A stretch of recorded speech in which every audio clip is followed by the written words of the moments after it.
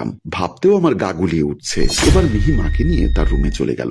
মিহি এবার মর্জিনা বেগমের কাছে গিয়ে বলেন, এই সুযোগ আম্মু, এই সুযোগে এই আপুরটাকে বিদায় করো। আর যদি সত্যি ওই শাহনেওয়াজ সিদ্দিকীর সাথে তানহার কোনো সম্পর্ক থাকে তাহলে নিশ্চয়ই ওকে অনেক টাকা দিয়েছে, সেই টাকার ভাগ না নিয়ে ওকে কিভাবে ছাড়ি? ঠিক বলেছ তো, এটা তো আমার মাথায় আসেনি। মর্জিনা বেগম এবার তানহার কাছে গিয়ে তাকে টেনে তুলে বলেন, চল এক্ষুনি তো রুমে গিয়ে তোর সব জিনিসপত্র গুছিয়ে দিচ্ছি, মানে কেটে পড়তো এখান থেকে। বলেই তিনি তানহাকে টানতে টানতে তার রুমে নিয়ে যান। মিহিও তার সাথে যায়। রুমে এসে মর্জিনা বেগম ভেতর থেকে দরজাটা বন্ধ করে বলেন, অনেক হয়েছে তো সতীপানা, এবার টাকা বের কর। কিসের টাকা আম্মু? মা গো মা, কি ন্যাকামু! কিসের টাকা মানে? কাল রাতে যে ওই মাফিয়াটার বিছানা গরম করেছিস তার বিনিময়ে যে টাকা পেয়েছিস সেই টাকা আমাদের দিবি। তানহা কেঁদে বলে ওঠে, আমি এমন কিছু করিনি। মিহি তানহার চুল টেনে ধরে বলে, এই একদম অভিনয় করবি না। এতদিন ধরে যে তোকে আমরা পেলেছি, এখন তোকে এমনিতেই ছেড়ে দেবো ভেবেছিস? যাই করেছিস তার ভাগ আমাদের দিতে হবে, না হলে তোকে জানে মেরে ফেলবো। এ কথা বলে একটা থাপ্পড় মারলো। তুই আমার ছোট বোন হয়ে আমার গায়ে হাত তুললি? বিশ্বাস করো আমি সত্যি এমন কিছু করিনি, আর আমার কাছে কোনো টাকা নেই।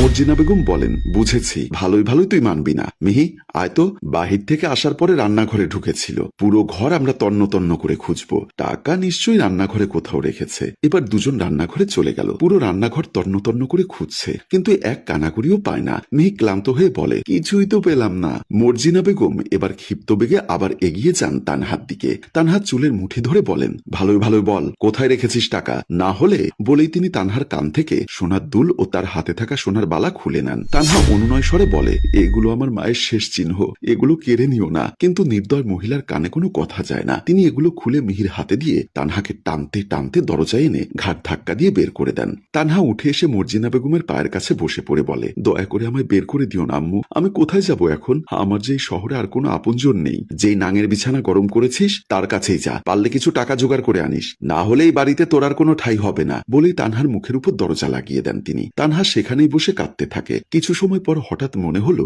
এই লোকটার কারণে আজকে আমার এই দশা। বাইরে বৃষ্টি শুরু হয়, জোরে জোরে বিদ্যুৎ চমকাচ্ছিল। তানহা ভয়ে হাত পা গুটিয়ে নিল। এমন সময় হঠাৎ তানহার গালে কেউ চেপে ধরে। তানহা অবাক হয়ে মাথা উঁচু করে, সেই শাহনেওয়াজ সিদ্দিকী। তানহা বলে ওঠে, আপনি?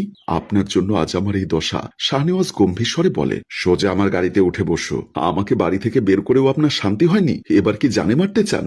নারী জাতির এই এক সমস্যা, কিছু হতে না হতেই ভ্যা করে কাঁদবে। বলেই সে তানহাকে আচমকা টানতে টানতে নিয়ে যায়। তানহা অবাক হয়ে বলে, কি করছেন? ছাড়ুন আমায়। হুশ, নো মোর ওয়ার্ড। তানহা ভয় চিৎকার করতে শুরু করে। সে বলে, আপনি আমায় কোথায় নিয়ে যাচ্ছেন? বাঁকা হাসি দিয়ে বলে, আমার অন্দরমহলে। সম্মানিত দর্শক, এই গল্পের দ্বিতীয় পর্ব দেখতে চাইলে কমেন্ট বক্সে অবশ্যই লিখে জানাবেন। আগামীকাল দুপুর 2:01 দ্বিতীয় পর্ব নিয়ে হাজির হব। গল্পটির ভাবনা ও পরিচালনায় মঞ্জুর মোর্শেদ, ক্যামেরায় শিহাব। ধন্যবাদ।